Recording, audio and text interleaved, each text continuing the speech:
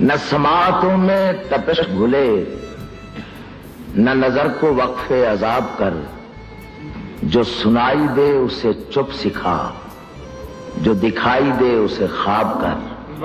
ابھی منتشر نہ ہو اجنبی، نہ وصال رت کے کرم جتا، ابھی منتشر نہ ہو اجنبی، نہ وصال رت کے کرم جتا، جو تیری تلاش میں گم ہوئے، کبھی ان دنوں کا حساب کر۔